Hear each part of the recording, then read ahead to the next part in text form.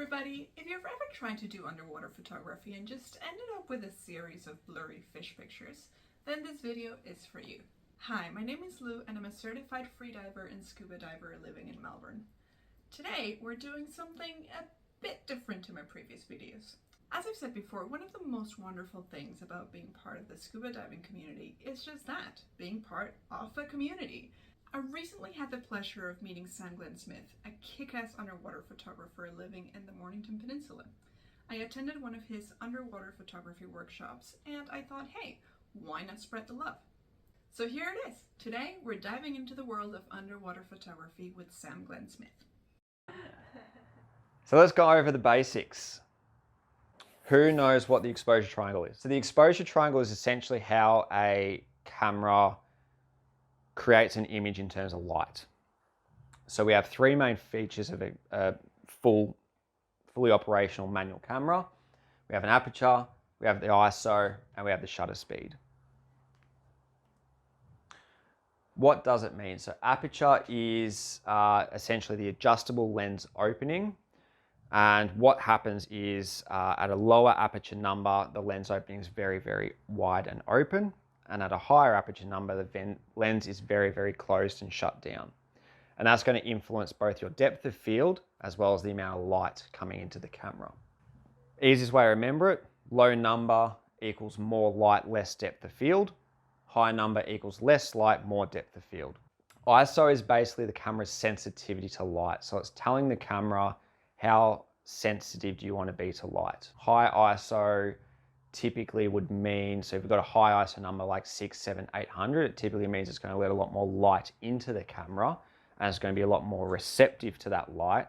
However, the downside to it is you can get noise, and noise is basically graininess in your image. So if you zoom in on blue water and it looks all pixelated and dotted, it's not pixelation, it's noise. Now AI tools can help get rid of that, but we want to try and do everything in camera where we can. Lower ISO typically means that you're going to get cleaner, less noisy images at the cost of the camera's now no longer as sensitive to light. And then finally, shutter speed is how fast the camera shutter, whether it be electronic or mechanical, actually closes after you've pressed the fire button. Typically for underwater, it's a relatively fast close. Give or take 1/100 seconds, so 1/100th of a second to 1/250th of a second is about standard operating for underwater. Slower than 1/100 can cause motion blur. Faster than 1/100, particularly if you're using strobes, won't sync. The strobe can't fire faster than, unless you've got sync cables, 1/250th of a second. So therefore, if your shutter speed's faster, it will close before the lights actually escape the strobe. Shutter speed is the one that most of us cannot worry about as much. However, it is important for video as well, because in video sense, shutter speed should correlate directly to your frames per second. So rule of thumb for video is whatever frames per second you're shooting in, you want your shutter speed to be double. So if you're shooting in 60 frames per second, you want your shutter speed to be 1/125 seconds. If you're shooting in 120 frames per second, you want your shutter speed to be 1/250 seconds. The tricky part about underwater photography is 9 times out of 10, we don't use an exposure triangle, we use an exposure square because we're adding in artificial light. Now, it doesn't change how the three elements interact with one another, but it does change how all the elements interact with one another because we're now throwing in a fourth contingent. So aperture is going to directly affect artificial light and vice versa. Shutter speed, ISO are all affected by artificial light, and artificial light is affected by all these elements. So we need to keep in mind that for underwater photography and videography, there's a very good chance that we are working with a fourth element in that exposure triangle. So again, just want to go over it a little bit more in depth because this is definitely an important component of the basics. Aperture, big f-stop, more depth of field, less light. Small f-stop means less depth of field, more light. So I'll give you a depth of field visual. Top image is of a very small nudibranch, probably about 6 to 8 centimeters long. I've shot it with a very low depth of field, which means very little of that subject is in focus. The only part of that subject in focus are the rhinophores and a couple of dots around the front of the face. Behind the subject, where its gills are and back ending with the bokeh dots in the background, is all very much out of focus. That's a low depth of field shot. The turtle, on the other hand, the turtle is obviously quite high up above the reef. It's not, 5 centimeters away. It's probably a good 10 to 12 meters away from the reef.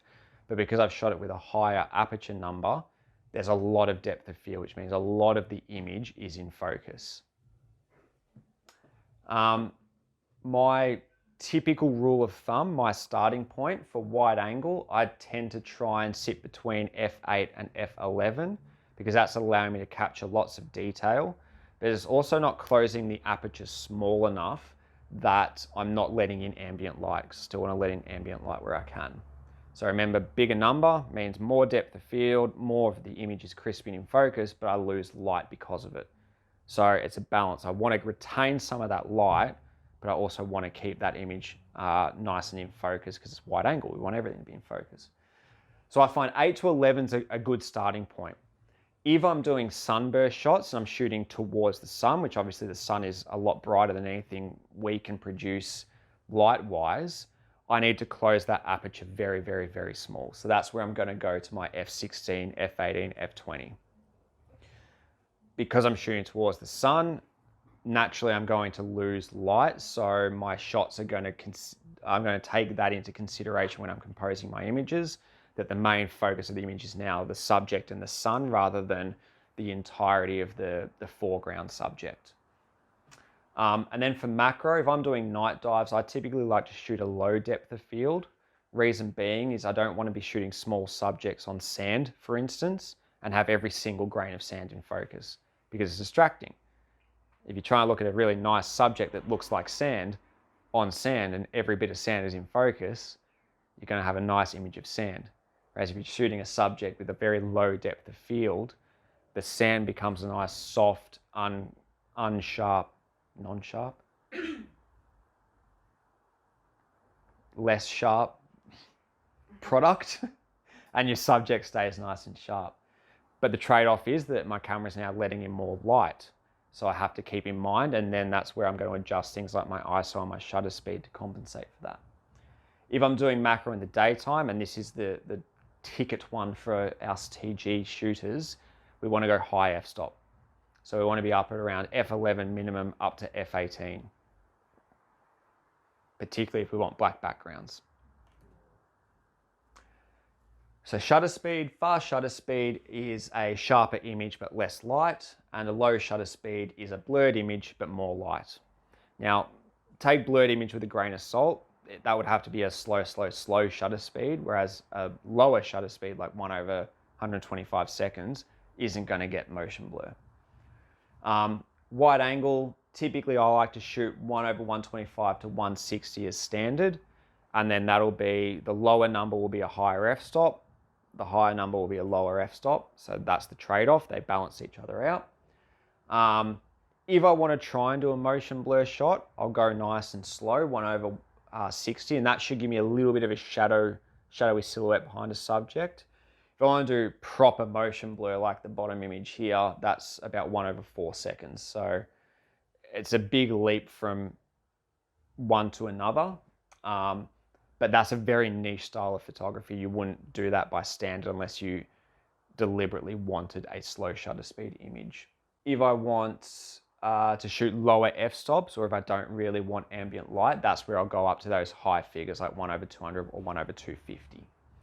Macro, typically we want fast shutter speeds, so 1/200 to 1/250. The other reason I really want to break these parts down, even though you're probably thinking, wow, this is getting way more technical than I was expecting, is when we actually go and use our cameras and we take photos and let's say we're shooting an aperture priority and we know we're shooting a high f-stop number, we're shooting at, say, f14. We've lowered our ISO, we've got ISO 200. So we know based on those factors roughly the kind of image we should be producing. And we review our image and it's blurry. And you're going, why is it F14 photo, which should be detail everywhere, blurry? It's either A, the camera wasn't focused properly, or B, the shutter speed's gone too slow, which means that it's actually motion blur. Now, if you weren't using strobes and you're shooting natural light, the only way you can fix that, because you don't want to change your f-stop, is, okay, well, I'm going to up my ISO. My ISO is going to go a bit higher now.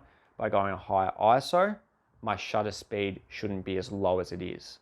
It'll go faster because it's letting that light into the camera still without trading off the f-stop value. ISO. We're nearly there, guys. We're nearly through the technical who flung dung. So low ISO means there's less noise, which in turn gives us a clean image. However, we are less sensitive to light. High ISO means, god damn, I keep flagging this every time I present this slide and I still haven't changed it. More noise. So high ISO means more noise. So more noise, more light sensitive. Where that would influence us as photographers is typically very, very, very dark environments like cave diving and wreck diving. Wide angle, typically 200 ISO is about where I start the bidding. Possibly up to 320, maybe 400 if I really need to, but around 200 to 250 is about what I would start with for wide angle, and that's relevant for TGs as well, not just mirrorless cameras. Macro, low, 100. Definitely don't want it more than 100 for macro. Who knows what white balance is? White balance is color calibrating your camera for the underwater world. That's the simplest way to put it. As Mick has said, the first color we lose when we hit the water is red, which is why a lot of our images, particularly natural light images, will appear green or aquary or very dark green if you've got a really shit day. The best way to resolve that without torches, lights, post-processing is white balancing your camera. Essentially what white balancing is doing is you put something that is literally white in front of the camera. It can be a slate, it could be a fin, it can be sand if you've got nothing else because it's at least semi-close to white. And you tell your camera, hey, I want you to white balance based on this. And the camera then goes, okay, this color that I'm seeing right now is white. So therefore I'm going to change all my internal RGB values because cameras run on RGB. Do I need to explain that, or is that pretty cool with everyone? Yep. I'm going to change all my values so that this white goes back to a true white. So it's color calibrating, basically. For photos, typically you want to do it maybe 3 to 4 meters. For 3 to 4 meters. For video, every 1 to 2 should be fine. I say should be fine. Every 1 to 2 for video, full stop. I don't know why I added to should be fine. Now, there are presets on your cameras that are programmed in for white balancing. Don't use them, please. Now, realistically, are all of us going to white balance every 3 to 4 meters every dive? No. So what I do is I've got a pier diving white balance preset. I went down to Rye Pier on daylight. Today is a pretty good day. It's a sunny day. Viz is all right. It's about average. It's sort of maybe just above average. 3/4 of the way down the pier, it starts to get that little touch of gloom. I'll white balance there. That's a good rough guide for me for all my pier diving. Is it perfect? No, it's not. Can I be bothered white balancing every photo? No, I cannot. But you get a better result at that depth. It means the camera's done a lot more of the work, so my work to do in Lightroom or post-processing is significantly less. It also means that as I'm going through my images, you know, I'm not even going to go down that road because I'm going to tangent. Just white balance. If you get one thing out of today and you're not white balancing your camera, white balance your camera and you'll go, far out, Sam was right. So is that just as simple as just having a slate with you and just taking a photo underwater? Like it's really that basic? It's really that basic. Wow, okay. This whole talk now that we're moving into the actual camera side of things, is that basic in terms of do this and you'll go, Yeah. wow. It'll take you 1 or 2 times to work out how to hit the buttons on the. Yeah, it's a bit fiddly, but once you get one, so what I've got for my camera and what you can do, like I assume most people here are going to be doing predominantly pier diving. No? Great. Good assumption, Sam. Let's assume most people here would do predominantly pier diving. What I have is I've got a sunny pier preset. So a day like today, viz is average, it's workable, sun's out. So obviously there's a lot more ambient light in the water, and the water is therefore not a dark green, it's a very light aquary green. I've got a white balance for that. And I've got a white balance for a cloudy day. Same conditions, cloudy day. Thirdly, I've got a white balance for boat diving, which I've white balanced at give or take 15 meters.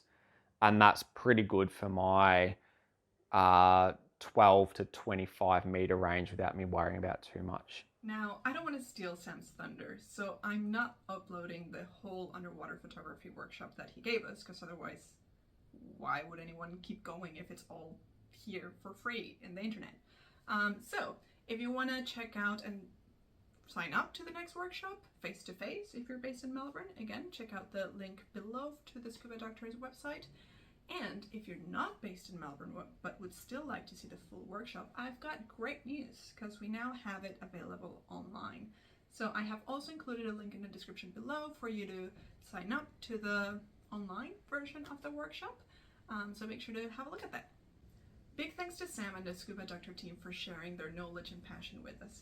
If you like this video, give it a thumbs up and let us know what you thought or if you have any questions in the comments below. But anyway, thanks for watching and see you next time.